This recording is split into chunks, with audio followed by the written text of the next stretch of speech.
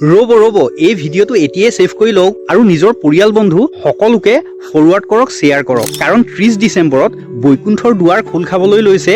বৈকুণ্ঠ একাদশী আহি আছে। যদি আপুনি এই সকলোবোৰ গুৰুত্বপূৰ্ণ কথা নাজানে নহয়, আপুনি বছৰটোৰ আটাইতকৈ ডাঙৰ আধ্যাত্মিক সুযোগ হেৰুৱাবলৈ ওলাইছে। বন্ধুসকল, বৈকুণ্ঠ একাদশীক মোক্ষদা একাদশী নামেৰেও জনা যায়। এইটো সেইটো পবিত্ৰ দিন হয় যিদিনা ভগৱান বিষ্ণুৱে নিজৰ বৈকুণ্ঠৰ দুৱাৰ সকলো পৰম ভক্তৰ কাৰণে খুলি দিয়ে। অহা 30 ডিচেম্বৰত আহি আছে এই মহা একাদশী। শাস্ত্ৰত লিখা গৈছে যে এই এটা একাদশীৰ ব্ৰতৰ ফল বছৰৰ বাকী 23টা একাদশী ব্ৰতৰ ফলৰ সমান হয়। মানে আপুনি বছৰটোৰ বাকীকেইটা একাদশীৰ ব্ৰত যদি কৰিব নোৱাৰে আৰু যদি অকল এই দিনটোৰ একাদশীৰ ব্ৰত কৰিব পাৰে, তেতিয়া সকলো একাদশীৰ ব্ৰতৰ ফল আপুনি পাব। এই একাদশী ব্ৰতৰ পৰা 7টা জন্মৰ পাপ নষ্ট হৈ যায়। এইটো মই কোৱা নাই, শাস্ত্ৰই কৈছে, বিষ্ণু পুৰাণত লিখা আছে। আৰু আটাইতকৈ গুৰুত্বপূৰ্ণ কথাটো, সেইদিনা যদি আপুনি ব্ৰত কৰে তেতিয়া বৈকুণ্ঠৰ দুৱাৰ খোল খাই যায় আপোনাৰ কাৰণে আৰু পোনে পোনে মোক্ষ প্ৰাপ্ত হয়। কিন্তু এই বৈকুণ্ঠ একাদশী কিয় পালন কৰা হয় আৰু ইয়াৰ আঁৰৰ কাহিনীটো কি হয়? কোৱা হয় মুৰাসুৰ নামৰ এটা ৰাক্ষস আছিলে, যি ভগৱান ব্ৰহ্মাৰ আশীৰ্বাদত কেতিয়াও মৃত্যুবৰণ নকৰাৰ বৰ লাভ কৰিছিল। আৰু এই বৰদানৰ বাবে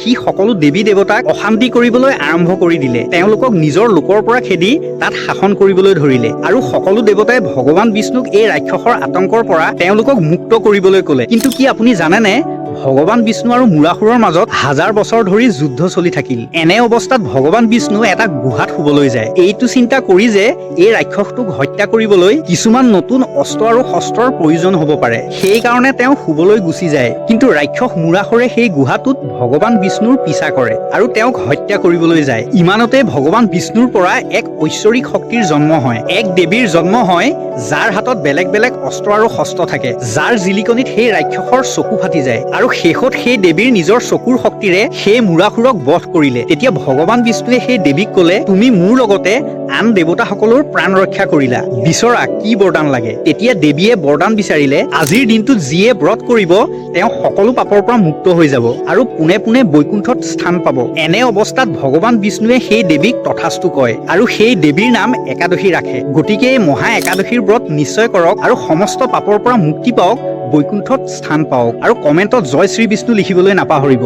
জয় শ্ৰী বিষ্ণু।